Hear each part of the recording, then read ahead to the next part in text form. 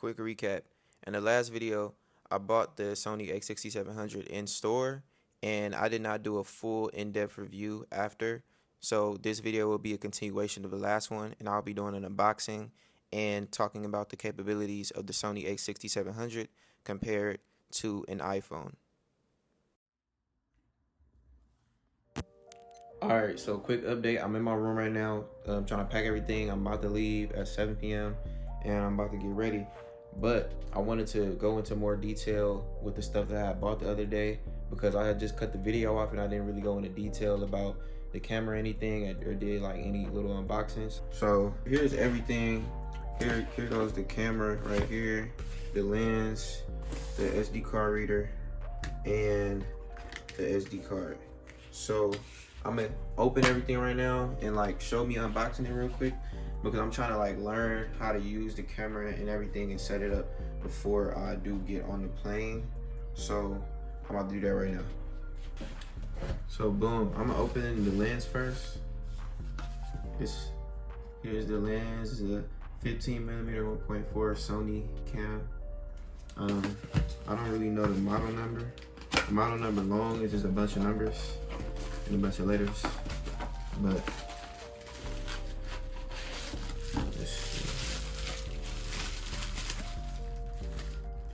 I gotta be gentle with this too. Like when I pack my bag and stuff, I don't have a camera bag either, so I gotta see how I'm gonna go about packing everything. I might have to buy a package when I get out there. It's like a visor, a lens visor or something. I don't really know what it's for. You can see it's not that big. I wanted to get something that was smaller too because most of the lenses were like super big. So having a camera with a big fat lens, like trying to walk around with it and pack it in your bag, it'd probably be hard to do that.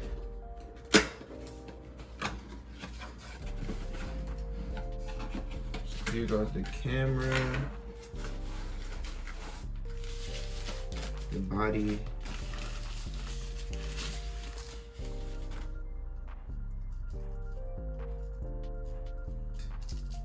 it's hard. This is fire. Here goes the battery too. I'm probably gonna have to buy a couple batteries too, some rechargeable batteries, like a little kit.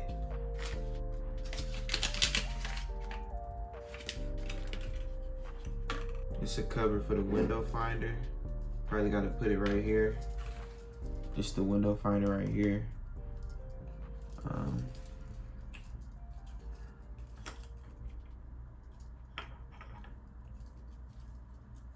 Here go the frame. You can see the lens right here. It's a crop camera, so the lens is in a full frame. It's a crop, so it's a little smaller than a full frame camera would be. But this is what I wanted the most. I want something to where when I record, I can flip the camera out, because when I'm recording on the iPhone, I can't see what it looks like.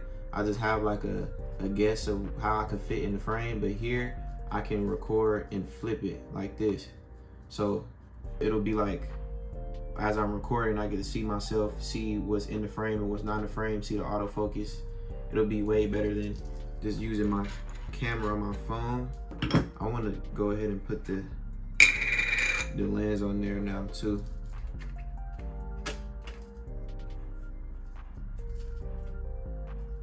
There we go. Look, fire. I'm not gonna lie. It's compact too, it's not big. I wanted something that's not big. Like I can literally do a lot of stuff with this. I could pack this anywhere. Like this is small enough for me to work with. And it's high quality at the same time, because them other cameras, they be pretty big. It's kind of hard to work around with it, but this is pretty good. And it's not that heavy either. It's not as heavy as I thought it was gonna be. Yeah, I'm gonna do a 360 of the camera one more time. So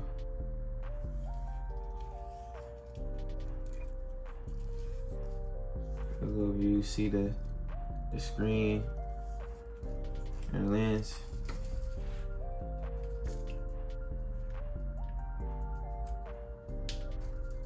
Turn it on, it's probably not charged either.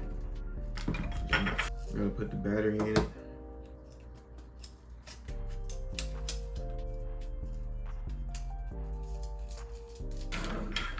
gotta bust the SD card out too.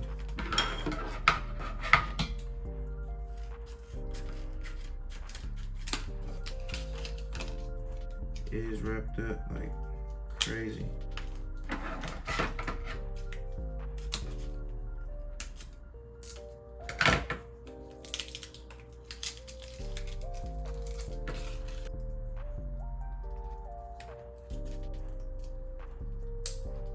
Boom.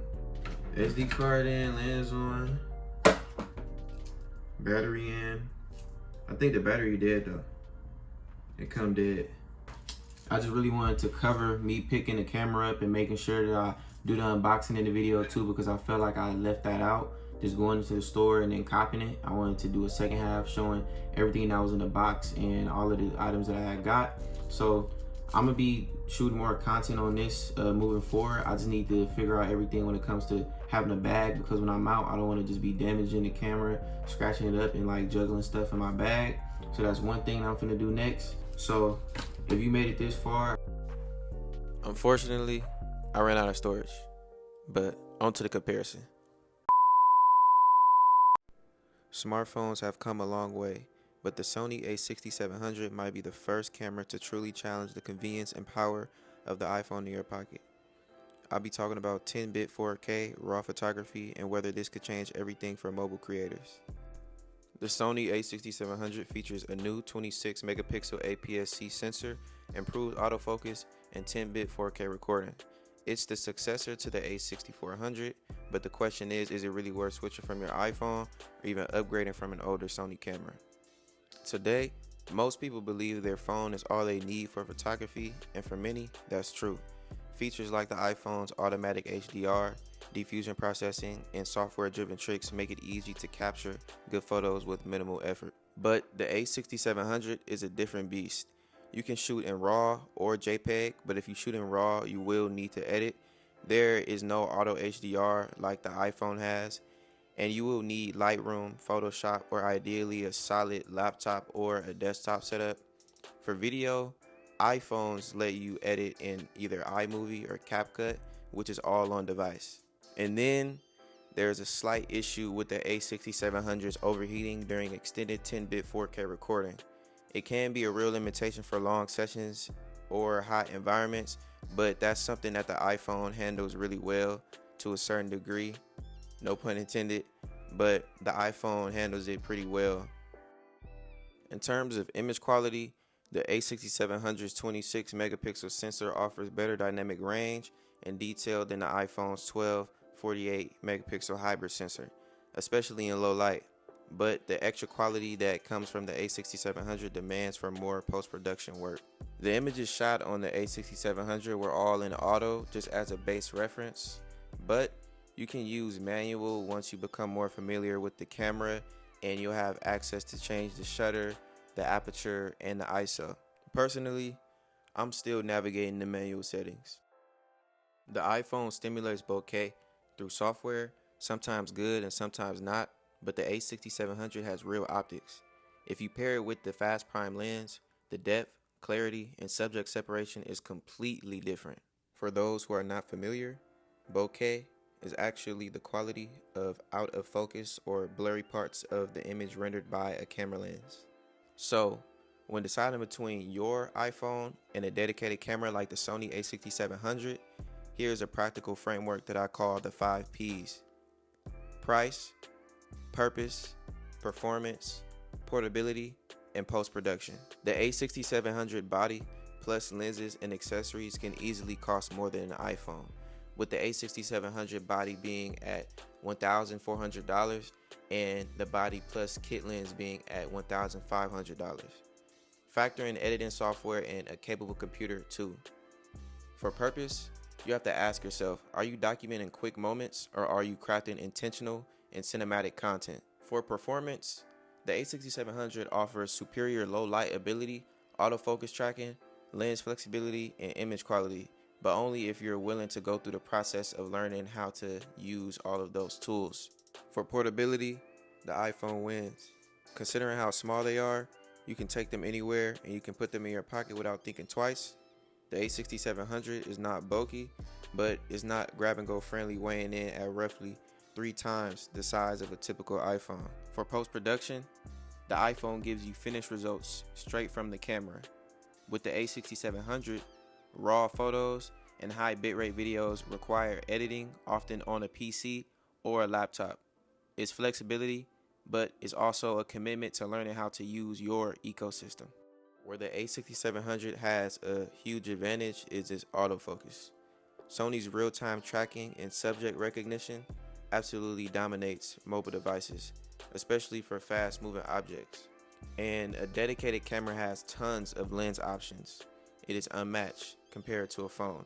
From ultra-wide to telephoto, macro to portrait, you control the entire creative process, something that a smartphone simply can't replicate. And if you do try to replicate it with the smartphone, it'll turn into buying an endless amount of accessories and smartphone lenses.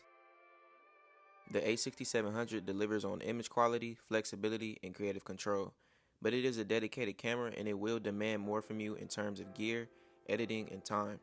It's not for everyone, but for people who are looking to upgrade the quality of their production from a smartphone or a camera at a lower quality, it's a good baseline to start from. Let me know what you think in the comment section. Is it worth trading convenience for quality?